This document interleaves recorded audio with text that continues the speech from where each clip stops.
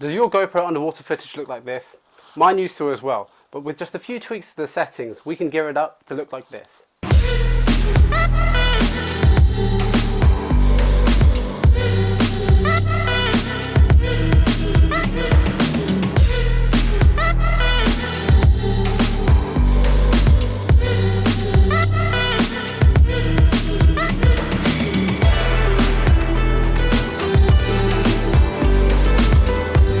Okay, so a lot of you have been messaging me saying that your GoPro underwater footage doesn't look quite as good as the stuff that I've been posting on Instagram and on YouTube. So today I'm going to help you with that. We're going to set your GoPro up to be able to record in a way that's going to make editing cinematic and beautiful footage a lot easier. Now don't worry if you don't have the latest model of the GoPro, these settings work on any model that has the Protune function. I'll be working with the Hero 7 myself. So first things first, let's talk about resolution. I always pick the highest resolution that I can shoot at least 60 frames per second at. So on my Hero 7, that's going to be 4K, 60 frames per second.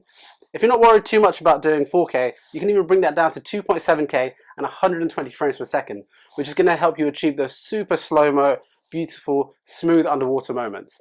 If you're shooting on the new Hero 10, you can even do 5.3K at 60 frames per second, which is going to give you incredible looking footage. Next, let's talk about field of vision. For underwater footage, I always choose the full wide field of vision just because I feel like it gives you the most immersive experience.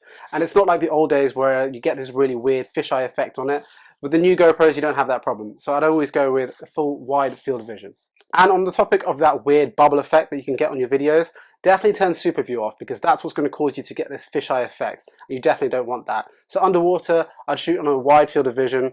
On land, I'd play with linear because actually it looks better. Next, let's talk about what the GoPro is probably best at, and that's stabilization. I always keep mine at hyper smooth at the max level of stabilization possible, but that does crop down the image a little bit. Underwater, we're fairly smooth as it is, especially if you're not an erratic swimmer. So if you're using the Hero 10, I'd probably bring that down 1 or 2 notches on the stabilization and reduce the amount of crop on the image. If you're filming on land, I'd definitely put hyper smooth on, put horizon lock on, because that's where it's going to be most effective. Things like raw audio, mics, timer, all that kind of thing that are the automatic settings, I'd always just keep off. Majority of the time they don't really apply to underwater footage either, so I just turn them off. Next, let's talk about Protune, which is where all the magic's going to happen. By turning Protune on, what you're doing is removing the amount of editing that the GoPro is doing to your footage and pictures in camera and giving that control back to you. With Protunes, you can change a lot of the finer settings in a similar way to on a DSLR camera, giving you more control not only on the type of images and footage you take in camera, but also what you can do to them in the editing process. Bitrate is the first setting in Protune, and you want to turn this to the highest setting possible. This is just going to ensure that you get the highest quality footage from your GoPro. Shutter speed I always leave on auto just because when you're underwater this is impossible to change. However, I always bring my EV compensation down by either 0.5 or 1 depending on the conditions. What this is going to do is make your shutter speed adjust to these conditions, and it's going to result in slightly underexposed images and footage. Underexposed images are always way easier to save in post-production than overexposed images with super blown out highlights, so this is going to be a lifesaver. White balance I always leave at native just because the white balance recognition on GoPros is really good, especially on the newer models. If you try and play with this, it often leads to green looking water, which is going to be a lot harder to edit in post-production, so I always just leave this on native. Next is ISO, which is almost like an artificial brightness enhancer.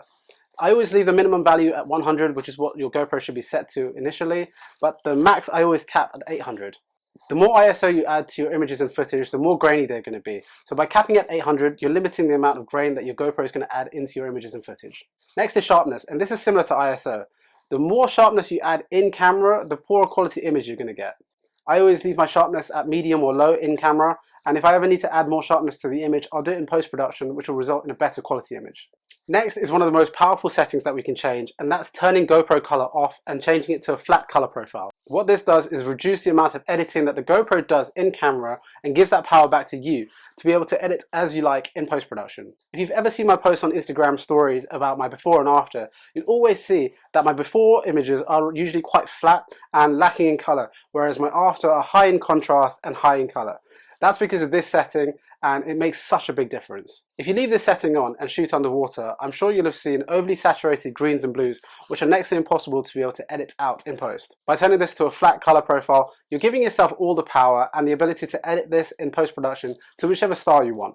Those are the settings for videos. For photos, I do exactly the same thing. The most important changes you can do are turning on a flat color profile and turning it to raw shooting. When you're shooting in RAW, your camera is taking in a lot more information from the shot, resulting in a bigger image file size. What this means is that you have a lot more control and scope for change when it comes down to the edits. I can't tell you how many images that I've saved just because they were shot in RAW, whereas if they were shot in JPEG, they would have been lost. So those are the settings that I use underwater, and in fact, you can use them on land very easily and achieve some incredible results as well. Now, the first time you use these settings underwater, your footage might look like this.